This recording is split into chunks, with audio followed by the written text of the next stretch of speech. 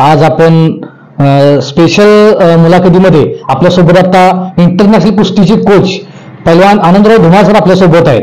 यांच्याशी आज आपण मुलाखत घेणार आहोत, त्याची खास बातचीत करणार आहोत. याचं कारण असं की 2 दिवस झालं पूर्ण भारतभर चर्चेचा विषय ठरलेली ऑलिम्पिकची ती महिला कुस्तीपटू फोगट, तिनं जे 50 किलो वजनी गटामध्ये जे कीर्तिमान गाजवला आणि सर्व भारतीय देशवासियांचं मन जिंकलं. फक्त 100 ग्रामनं तिचा घात केला आणि सुवर्ण पदक तिच्यापासून हिसकावून घेतलं. अशी ती पैलवान तिचे बद्दल जी घडलेली घटना आहे किंवा जे नियम आहेत त्या नियमाची पूर्ण आपण फोड करण्यासाठी व कुस्तीचे काही नियम जाणून घेण्यासाठी आज आपण धुमाळ सरांशी बातचीत करणार आहोत. त्यांच्याकडून कुस्तीचे काही नियम असतील किंवा झालेली जी घटना आहे त्यावर नेमकं सविस्तर त्यांचं मत काय हे जाणून घेणार आहोत. तर आपण त्यांच्याकडे थोडीशी बातचीत करूया. सर नमस्ते. नमस्कार. जे काल भारत देशानं पूर्ण हळवला, पूर्ण या कुस्तीवरचं जे प्रेम आहे ते दिसून आलं पुन्हा एकदा. तर नेमका जो काल घडलेला घटनाक्रम आहे सर, आपण कसं बघताय कुस्ती कोच म्हणून? मी आनंदराव धुमाळ, पनुंबरे माझं गाव, सुवर्ण पदक विजेता, NIS क्वालिफाईड कोच आणि आंतरराष्ट्रीय कुस्ती पंच. एशियन गेम मध्ये मी कुस्ती पंच म्हणून कामगिरी केली, मार्गदर्शक म्हणून मी बरेच वेळा भारत देश असेल, महाराष्ट्र असेल कामगिरी केलेली आहे. तर सांगायचं म्हणजे भारताचं प्रतिनिधित्व काल पॅरिस ऑलिम्पिक मध्ये विनेश फोगाट यांनी जे केलं 50 किलो वेट कॅटेगरीमध्ये, मला असं वाटतंय की भारताच्या दृष्टीनं ही एवढी मोठी दुर्दैवाची घटना की माझ्या जीवनामध्ये मी प्रथमच ऐकतोय आणि ते ऐकून मला सर फार मोठं दुःख झालं. कारण अपवादात्मक की देशाचा एखादा खेळाडू की ऑलिम्पिकमध्ये कुठल्याही देशाचा मग असो की तो ऑलिम्पिकमध्ये फायनलला येतो आणि त्याच्यावर असा प्रसंग ओढवतो, ही फार देशवासियाच्या दृष्टिकोनातून दुर्दैवाची घटना आहे. कारण पूर्ण देश हळवला. कारण त्या कुस्ती खेळाडूचा इतकं मोठं प्रयत्न होते की तिने त्या आदल्या दिवशी फायनल कुस्तीच्या आदल्या दिवशी रात्रभर तिने व्यायाम केला आणि त्याचा परिणाम तिला डिहायड्रेशन झालं, तिला रुग्णालयात दाखल व्हावं लागलं. तर जो हा निर्णय आहे त्या निर्णयाला आपण कसं बघताय? कारण इंटरनॅशनल मी सांगतो साहेब, जी जागतिक कमिटी आहे फिला, त्या फिलामध्ये आता भारत देश असेल, अनेक देशाची एक कमिटी असते आणि त्यातून ही नियमावली तयार होती. आता कसं आहे की आमच्या वेळी म्हणजे मी 86-87 ला NIS क्वालिफाईड कोच झालो, त्यावेळीची नियमावली आणि नियमात सतत बदल होतो. म्हणजे फिला कमिटी आहे ती प्रत्येक वेळेला नियम चेंजेस असतात नियम मध्ये. तर काय झालंय की ज्यावेळी आता आमच्या वेळी 48, 52, 57, 62, 68, 74, 82 आणि ओपन अशी वेट कॅटेगरी होती. आता वेट कॅटेगरी जर थोडीशी चेंज झाल्या. आता हा 50 किलोचा प्रथम गट आहे. परंतु जर सांगायचं म्हणजे स्वतः आम्ही ज्यावेळी नॅशनल टुर्नामेंट मध्ये गेलो 81 ला दिल्लीमध्ये, आणि त्यावेळेला माझ्या बरोबर महाराष्ट्रातून एक रंगा चव्हाण म्हणून कोल्हापूरचे होते. तर आमचं वजन दोघांचंही थोडं जास्त भरतं. आता मी समाजाच्या पुढे सांगतो अगदी, कारण काय तिथं टोटल टीमचे जे कोच मॅनेजर बसलेले असतात, हा वैयक्तिक कुणाचा प्रश्न नसतो. तर त्यावेळी जरी आपलं वजन 10 ग्राम जास्त असेल तरी सुद्धा वेट घेणारा माणूस ते घेत नाही. बरोबर. त्याच्यावर ज्याची नेमणूक असते तो घेत नाही. मग हे तर ऑलिम्पिक आहे, मग ही नियमाने बांधलेली कुस्ती असते. मग ते 100 ग्राम असू दे, 10 ग्राम असू दे, नाही तर 50 ग्राम असू दे, ज्यावेळी आपण पहिल्या दिवशी ज्या वेट कॅटेगरीमध्ये कुस्ती खेळण्यासाठी उतरतो, मग आता विनेश फोगट ही 50 किलोग्राम मध्ये उतरली. मग त्यावेळी तिने पहिल्या दिवशी ज्यावेळी वजन दिलं आणि तिचे बाऊटला पात्र ठरली. मग त्यावेळी ती पात्र ठरल्यानंतर ती बाऊट जिंकत गेली फायनल. मग आता दुसऱ्या दिवशी फायनल आली. मग ज्यावेळी दुसऱ्या दिवशी फायनल येते त्यावेळी सकाळी ती वजन घेतलं जातं. हा नियम आहे. आणि ज्यावेळी आपण पहिलं वजन देतो तेच वजन त्या दिवशी भरलं पाहिजे. आता हे वजन जे वाढलं 100 ग्राम, ह्याला जबाबदार कोण? म्हणजे कोच असेल किंवा सपोर्ट स्टाफ? खेळाडू. जबाबदार वैयक्तिक खेळाडू. रात्रीच माझे हिंद केसरी पैलवान दीनानाथ पैलवानांची ह्याबद्दल चर्चा झाली, कारण आज हिंदुस्थानाचे सर्वश्रेष्ठ पैलवान आहेत. अनेक खेळाडूंशी माझी चर्चा झाली. नियमावलीच्या दृष्टिकोनातून चर्चा काय, मी स्वतः कोच आहे. मी इंटरनॅशनल कोच आहे, इंटरनॅशनल रेफरी जज आहे आणि अनेक टुर्नामेंटमध्ये भारताच्या मी रेफरी जज म्हणून काम केलेलं आहे आणि नियमावली मला माहित असते. परंतु प्रत्येक वेळेला, कारण काय माहिती का, आमच्या वेळी की ज्या वेळेला फायनलला खेळाडू यायचा त्यावेळी वेट कॅटेगरी नसायची. बर, आता आम्ही 85, 86, 87 ला मी कोच झालो, त्याच्यानंतर कितीतरी ऑलिम्पिक झाल्या. मग प्रत्येक वेळेला ही जागतिक कमिटी असेल नियमात बदल करते. मग आता कसं असते की आज जेवढे बाउट झाले आणि दुसऱ्या दिवशी ऑटोमॅटिक ते नियमावलीच आहे की त्या दिवशी वजन करूनच त्या बाउटला खेळायचं असतं. मग 100 ग्रामच नव्हे, 10 ग्राम सुद्धा तिथं जास्त चालत नाही, कारण कुस्ती ही नियमानं बांधलेली असते. आणि एकल्या दुकल्याचा प्रश्न आहे. मला वाटतं जवळजवळ 200-250 देश ह्या खेळात उतरलेले असतात. मग त्याचा प्रत्येक देशाचं प्रतिनिधित्व करणारा तो मग मॅनेजर असेल, कोच असेल किंवा इतर त्यांच्या टीम बरोबर असणारे, ते वेट ज्यावेळी वेट होतं त्यावेळी सगळे हजर असतात. आणि त्याच्यामुळे पुढे जिथं वेट होतं त्यावेळी जरा सुद्धा वेट मध्ये म्हणजे फरक केला जात नाही. आपण आता बोलत असताना असं सांगितलं की फोगटचे वडील आपले चांगले संबंध आहेत. आता फोगट जे घराणं आहे ते कुस्तीत मी दिल्लीत 10 वर्षे काढली. पतियाळाला 2 वर्ष मी होतो. दिल्लीत अनेक वेळेला कॅम्पला होतो. मी लंडन ऑलिम्पिकच्या वेळेला सुद्धा मी कॅम्पला दिल्लीमध्ये होतो. त्यावेळी मग सुशील कुमार असतील किंवा इतर सगळे खेळाडू होते. आणि सांगायचं म्हणजे की आम्ही ज्यावेळी नॅशनल, मी 5 नॅशनल सर खेळलोय. मग त्या नॅशनल मध्ये त्यावेळी सतपाल पैलवान असतील, जगविंदर असेल, सतबीर असेल किंवा महावीर असेल, अन्य सगळे खेळाडू आम्ही ही सगळी एकत्र, साक्षी मालिकचे सासरे, हे म्हणजे आम्ही एकत्रच म्हणजे आम्ही म्हणजे त्यांचं नाव सत्यवान, ते आम्ही एकत्र असे सगळे कुस्त्या खेळलेले किंवा करतार, सतपाल असेल कॅम्प मध्ये म्हणा, एकत्र आम्ही वावरलेले सर्व खेळाडू आहे. तर महावीर हा भारत देशाचं प्रतिनिधित्व, सॉरी मला ऑलिम्पिकचं देण्यात नाही ते, पण मला असं वाटतं की त्यावेळी म्हणजे कोणत्या ठिकाणी ऑलिम्पिक झालं इतकं, कारण आता थोडासा वयाचा असर म्हणा, तर त्यावेळी भारताची सगळ्या असं पल्लवित झाली ती की महावीर सिंग फोगट हा आता भारताला मेडल देणार. आणि ते रिपॅज मध्ये 3ऱ्या क्रमांकासाठी त्याची कुस्ती होती. परंतु दुर्दैव भारत देशाचं त्यांचा म्हणजे महावीर सिंगचा 4था क्रमांक लागला. आणि त्यांच्यानंतर संसारिक जीवनामध्ये ते गेल्यानंतर मग त्याच्यावर ते एक पिक्चर दंगल निघाला. ती सत्य घटना आहे. त्याने आपल्या मुली एकदम स्टँडर्ड केल्या. आणि सांगायचं म्हणजे असं दुःख वाटतंय की ज्यावेळी ऑलिम्पिकचा खेळाडू, मग ते जिल्ह्यात नंबर असेल, जिल्ह्यातनं त्या स्टेटमध्ये नंबर असेल, स्टेटमधून देशात नंबर असेल, देशातनं क्वालिफाईड व्हायला एशियन गेम असेल, अनेक टुर्नामेंट जिंकून परत ट्रायल होऊन ऑलिम्पिकला पात्र खेळाडू ठरतो, कारण पात्रता सिद्ध करायची असते. आणि दुर्दैवाची बाब, खेळाडूचं दुर्दैव असं मी म्हणतो, आमच्या भारत देशाचं दुर्दैव, तुमचं आमचं दुर्दैव. कारण काय माहिती आहे का, आज जर तसं पाहिलं तर ते आपलंच मुलं आहे, आपल्या भारत देशाचा स्वाभिमान आहे. आणि तो कुठंतरी असा म्हणजे ह्या नियमावलीमुळं आपल्या भारतवासियांना सगळ्यात दुःख झाले. आणि त्या दुःखात मी असेन, तुम्ही असा किंवा आपला सर्व भारत देशाचा परिवार आहे या दुःखात आज खरोखर लोटलेला आहे. कारण त्यात आता राजकीय लोकांनी उडी घेतलेली आहे किंवा तुमच्या कुस्तीतले काही नामांकित पैलवान असेल यांनी सुद्धा असं बोललं जातं की यात कुठं राजकारण झालं नाही, असं बोललं जातं. सर आता ऑलिम्पिक कुठं आहे? पॅरिसमध्ये. आणि तुम्ही आम्ही आहे कुठं? गावात. मग आता आपण भाष्य करणं काहीतरी नाही, फक्त जे बोलायचं असेल ते आपण नियमावलीत मी बोललो. कारण तिथं काय झालं ते तुम्ही किंवा मी किंवा बोलणारे कुणी आपण बघायला आहोत का? नाही. कारण तिथं कुणाला हे नसतो. आणि ज्यावेळी वेट होतं त्या वेटवर ती नेमलेली अधिकारी असतात आणि ते अधिकारी असतात आणि तिथं बघणारे सगळे त्या कॅटेगरीचे झालं असावं असं मला कदापि वाटणार नाही. कारण नियमानं बांधलेली कुस्ती आहे. आणि त्या नियमात सर मला असं वाटतंय, कारण दिल्लीत मी स्वतः बाद व्हावं असं सगळ्यांची इच्छा होती, परंतु माझं 500 ग्राम वजन जास्त व्हायचं त्यावेळी परत 100 ग्राम.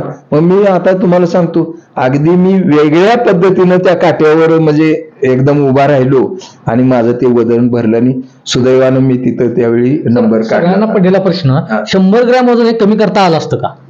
कसं आहे माहितीये का, सर्वसाधारण आता म्हणजे पेपरला बातमी बघितली, आता प्रत्यक्ष मी सकाळी 2 वेळा दिल्लीला काही कोचेसना फोन लावले, पण प्रतिक्रिया कोणीच त्याच्यावर हे केली नाही.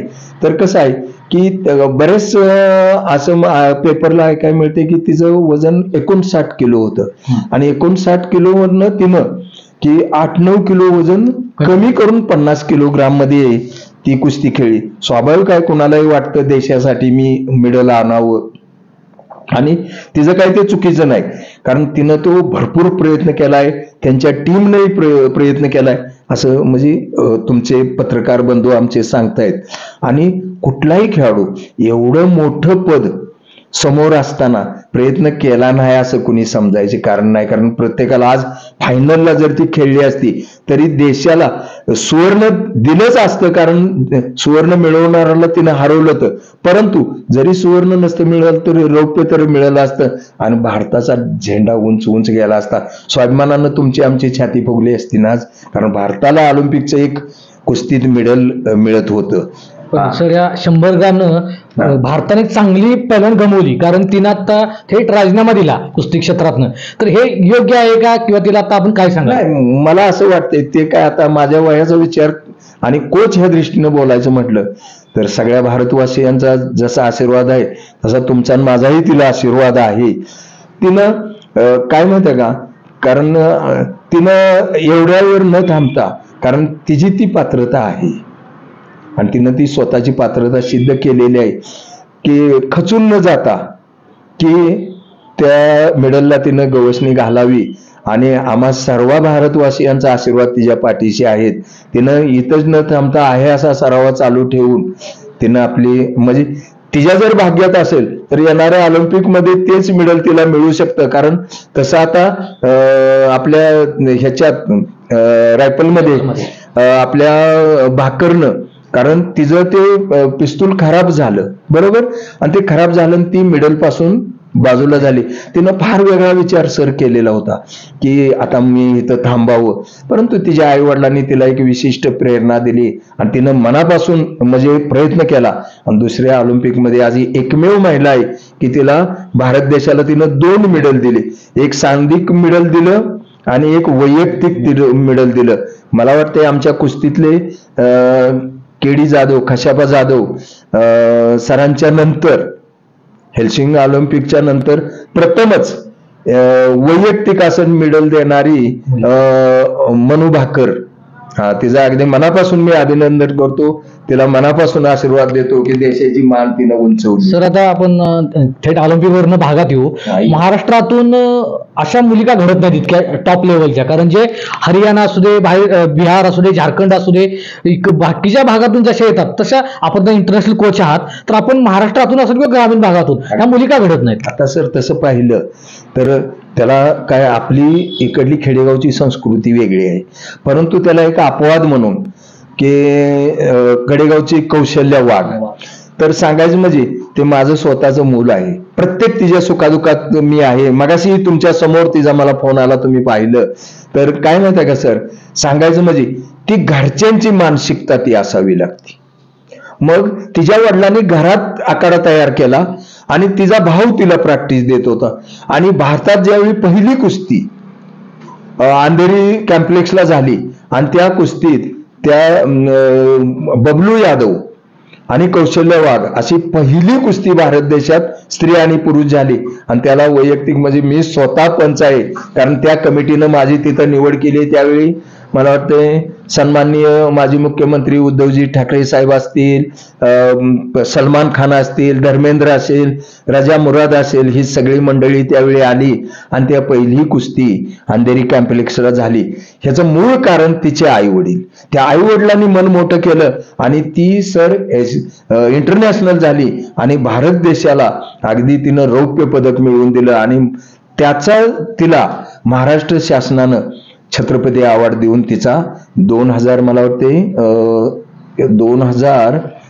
मगाशीच मी इथं लिहून घेतलं ते 2017 साली तिला म्हणजे छत्रपती अवॉर्ड देऊन तिचा महाराष्ट्र शासनानं गौरव केला. आपल्या बोलणं असं येते की आपली संस्कार असतील किंवा घरच्यांचे विचार असतील त्यामुळे मुली कुठेतरी कुस्ती क्षेत्रात कमी ओढल्या जातात.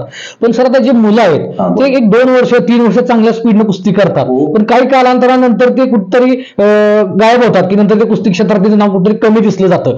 तर हे का? आणि पूर्वी जसं साखर कारखाने तुम्ही अनुदान करून कुस्ती पैलवानांना खरी करत होतं किंवा त्यांना अनुदान देत होतं आणि कुस्ती पैलवान त्यावर ते त्यांचा आहार असू दे किंवा त्यांचे जे काही नित्यनियम असते ते चालत होते, पण ही कुठतरी परिस्थिती आता दिसायला कमी येते असं वाटतंय का? कसं आहे सर माहिती आहे का, ही एक तपश्चर्या आहे. कारण काय माहिती आहे का, 100 गोष्टीतली खेळ असा गोष्ट आहे 99 बाजूला केले तर एक गोष्टीवर जर लक्ष केंद्रित केलं तर परमेश्वर निश्चित यश दिल्याशिवाय राहणार नाही. सर माझं खेडेगाव 11 किलोमीटरवर काशेगाववर मी आलो तर मला एसटी दिसायची, परंतु मी ऍक्सिडेंटली एकदा सामन्यात गेलो, पहिल्याच्यानंच मी मॅटवर खेळलो, मला मॅट माहीत नव्हती, परंतु मी मॅटवर नंबर काढला. 1977 सर मी मॅटवर सगळ्यांना बायफॉल 3 मिनिटाच्या चित मारून मॅटवर मी नंबर काढला. परंतु मी 1978 ज्यावेळी उपपंतप्रधान यशवंतरावजी चव्हाणांनी अधिवेशन भरवलं, सन्माननीय आपल्या देशाचे ज्येष्ठ नेते शरदचंद्रजी पवार साहेब हे त्यावेळी मुख्यमंत्री होते आणि त्यावेळी मी मातीवर कुस्ती खेळलो सर. आणि सांगायचं म्हणजे मी सगळ्या बायफॉल कुस्त्या मारून मी तिथं सुवर्ण पदक जिंकलं. परंतु माती आणि गादी सर्वसाधारण लोक म्हणतात कर, पण आपल्याही तेवढे मनकटात रग असावी लागते, तेवढी तपश्चर्या करावी लागते. त्यावेळी कुठंतरी परमेश्वर तुम्हाला यश दिल्याशिवाय राहणार नाही. आपण मगाशी बोलताना सांगितलं की सुवर्ण पदक आपण जिंकल्यानंतर आपण चालत कासेगाव ते पनवेल प्रवास केला, तर नेमका काय किस्सा आहे तो किस्सा आहे म्हणजे माझ्या गावाला सर एसटीच नव्हती ना, त्यावेळी रोड नव्हता आणि त्यावेळी माझ्या तेव्हा रेडिओ एकच उपकरण होतं आणि त्यावेळी माझ्या आई असेल, माझं गाव असेल, माझ्या सगळ्या गावानं ते रेडिओवर ते कुठं जमून ते लोकांनी रेडिओवर मी ते सुवर्ण पदक जिंकलेलं ऐकलं. आणि मग सांगायचं म्हणजे त्यावेळी म्हणजे खेडेगाव विकासना अनेक सन्मान झाले, अनेक पुरस्कार मिळाले, पण त्यावेळेचा जो माझ्या गावची एकही स्त्री असे नसेल की मी तिच्या पायावर डोकं टेकलं नसेल. संध्याकाळी 7 वाजल्यापासून सकाळी 5 ते 6 वाजेपर्यंत मी टोटल माझा गाव जागा माझी ती मिरवणूक काढली आणि मी त्या सुवर्ण पदक घेऊन माझे गावचे माझे गुरु मग ते बाबराव गुरुजी असतील, रामराव पाटील असतील, राजाराम पैलवान, नाना पाटील असतील किंवा गणुआबा, अशी आमची जी जुनी मंडळी ती बसली तर, परंतु मी खाली रस्त्यानं चालत होतो आणि प्रत्येक स्त्री पुरुषाचं मी त्यावेळी दर्शन घेतलं आणि त्यापासून आज तागायत मी त्या गल्लीनं सर म्हणजे बाबा आनंदराव धुमाळ ह्या गल्लीनं गेले ती असं होणार नाही. फक्त सुख दुःख कुणाचं असेल तरच मी एखाद्याच्या होंबऱ्याच्या आत जाऊन आपलं दर्शन घेऊन येतो. तर त्यांनी गोल्ड मेडल जिंकून त्यांनी कासेगावनं प्रवास चालू केला, तर पनवेल पायी प्रवास करणारा गोल्ड मेडलिस्ट हे असे पैलवान त्यांनी इतक्या पोटतिडकीनं त्यांनी कुस्तीपटून असं सांगतात की चांगल्या पद्धतीने आपला कस तर धरला तर कुस्तीमध्ये यश यायला काही वेळ लागत नाही. पण सर आता पूर्वी आपण ज्यावेळेला कुस्ती क्षेत्रात उतरला त्यावेळेला साधनं कमी, व्यायामाचे प्रकार कमी, अभ्यास कमी, पण आता लोकांना साधनं इतकी झाल्यात आणि टेक्नॉलॉजी स्टँडर्ड झाल्या की पैलवानाला व्यायाम करायला तसं सोपं झालेलं आहे. पण जे आता अलीकडच्या काळात जे कुठे इंजेक्शन घेतात किंवा ते सप्लिमेंट आलेले आहेत, पावडर आलेले आहेत, काही गोळ्या आलेल्या आहेत, तर हे घेणं कितपत योग्य आणि आपल्या वेळेचा आहार कसा होता आणि आपण तुमची तब्येत कशी घडवत होता? सर सांगायचं म्हणजे दुःख वाटतं कसं की मी इंटरनॅशनल पर्यंत गेलो, खूप माझं खेडेगाव पनवेलसारखं गाव, परंतु सर मग माझा जिल्हा असेल, माझं गाव असेल, तालुका असेल, महाराष्ट्र असेल, देश असेल, त्या खेळाडूनं तो स्वाभिमान उराशी बाळगला पाहिजे. आणि आपला जो आई वडील जन्म देतात तर आई वडिलापेक्षा आपला गुरु श्रेष्ठ मानला पाहिजे, जो आज्ञाधारक खेळाडू आहे. मध्ये माझी एक पोस्ट व्हायरल झाली ती की हातानं पायाला प्रश्न विचारला की बाबा रे सगळी तुझ्यावर येऊन डोकं टेकतायत, मला कोण हाता म्हटला मला विचारण्यात, तर पाय म्हटले मी जमिनीवर आहे, तू हवेत आहेस. तसं खेळाडूंना हवेत न राहता आपल्या परिस्थितीचा विचार करून काटा कुस्ती खेळली पाहिजे. कारण जोपर्यंत तुम्ही काटा कुस्ती करीत नाही, कारण तोपर्यंत व्यायाम जास्त करणार नाही. कारण तुमच्या मनात कुठंतरी गाव असेल, तालुका असेल, जिल्हा असेल, एक डर पाहिजे की बाबा ही माणसं काय म्हणतील. म्हणून कुस्ती क्षेत्रामध्ये अतिशय मेहनत करून आपल्या गावासाठी, आपल्या जिल्ह्यासाठी, आपल्या तालुक्यासाठी, महाराष्ट्रासाठी, देशासाठी आज देश फुगटला, हळहळला. का हळहळला? त्याच्या मागे किती मोठी तिची तपश्चर्या आहे. तशी खेळाडूची तपश्चर्या असली पाहिजे. गावाचा स्वाभिमान पाहिजे, तालुक्याचा स्वाभिमान पाहिजे, जिल्ह्यात स्वाभिमान पाहिजे, महाराष्ट्राचा स्वाभिमान पाहिजे, देशात स्वाभिमान पाहिजे. त्यावेळी त्याला अतिशय मेहनत घेऊन त्यानं मेडल आणलं पाहिजे. ही नुरा कुस्ती पैसे एक क्षणिक सुख आहे. मग हे तुम्ही आता डोपिंगचा प्रश्न माझ्यापेक्षा अनेक, मग ते असलम काजी असतील, हिंद केसरी असतील, अनेक लोकांनी, संतोष वेताळ असतील, हिंद केसरी असतील, बऱ्याच लोकांनी, दीनानाथ पैलवान हिंद केसरी असतील, आमचे विष्णू जोशीलकर मित्र त्यांनी असतील, अप्पासाहेब कदम त्यांनी असतील, बऱ्याच जणांनी डोपिंगवर भाष्य केलं. सत्य परिस्थिती आहे ही सर. कारण त्याचा जीवनामध्ये फार मोठा इफेक्ट होतो आणि जीवनाचा प्रवास, कुस्तीचा प्रवास थोडा आहे पण इतर जीवनाचा प्रवास फार मोठा आहे आणि त्या खेळाडूला त्याचे जे दुष्परिणाम ते पुढे भोगावे लागतात. आणि ते भोगू नये म्हणून खेळाडूनं खुराक खाऊन अतिशय चांगल्या प्रकारे मेहनत करून काटा कुस्ती जर करायची त्याची म्हणजे हे असेल तर तो नक्की आपल्या गावाला महाराष्ट्र चॅम्पियन होईल, ऑल इंडिया चॅम्पियन होईल, एशियन चॅम्पियन होईल किंवा ऑलिम्पिकला जाईल. परंतु त्यानं एकच ध्येय डोळ्यापुढे ठेवलं पाहिजे की मी काटा कुस्ती करणार. आणि ज्यावेळी त्याच्या मनात ती गोष्ट ज्यावेळी रुजल त्यावेळीच तो मेडल आणू शकतो. नाहीतर नुरा कुस्त्या करणारला जिल्ह्यात सुद्धा नंबर लागणार नाही, असं माझं ठाम मत आहे. शेवटचा प्रश्न सर, की जसं क्रिकेटला महाराष्ट्र असू दे भारत वेडा होतो, तसं कुस्तीला सुद्धा थोडे दिवस यायला लागलेत. पण तो ग्लॅमर काय येणं झालाय कुस्तीला, जो अपेक्षित ग्लॅमर आहे तो ग्लॅमर कधी येणार आणि त्यासाठी महाराष्ट्र शासनाला आपलं काय सांगणं आहे? नाही, कसं आहे माहिती आहे का, हा लय मोठा सर प्रश्न आहे. मी इतका मोठा नाही, परंतु काय माहिती आहे का, सर्वसाधारण जे खुराक आहे सांगायचं म्हणजे शासनाला माझी हीच विनंती आहे की आता सध्या तरी चांगले आमच्या खेळाडूला दिवस आमच्यापासून आहेत. कारण चॅम्पियन झाल्यानंतर कुठं नाही कुठं मग ते कारखाने असतील, कारखान्याच्या माध्यमातून असेल किंवा पोलीस डिपार्टमेंटच्या माध्यमातून असेल, महाराष्ट्र रक्षक सुरक्षा रक्षक युनियनच्या माध्यमातून असेल किंवा अन्य काही गोष्टी. कारण पूर्वी राजधानीमध्ये मिल होत्या आणि भरपूर मिल ते पैलवानांना सांभाळायचे. पण त्याच्यानंतर आता कारखान्यांनी सुद्धा आता पैलवानांना मानधन चालू केले. परंतु सर काय माहिती आहे काय, तुटपुंज मानधन म्हणजे खुराक भागत नाही. आणि आपण ज्या वेळेला मोठ्या कॅटेगरीमध्ये जातो, आज तसं पाहिलं तर सर्वसाधारण एका खेळाडूला मनसोक्त खुराक खायची म्हटलं तर मंथली 25,000 रुपये खर्च येईल आपलं माझ्या स्वतः.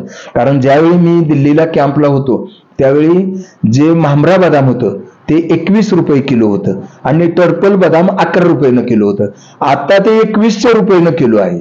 आज दूध 75 रुपयानं लिटर दूध आहे. तूप आज बघितलं तर 700 ते 800 रुपयानं किलो आहे. तर सर्वसाधारण खुराकीची जी तफावत आहे, तर काय सर्वसाधारण आपल्या शेतकरी कुटुंबात एवढा पैसा उत्पन्न होत नाही.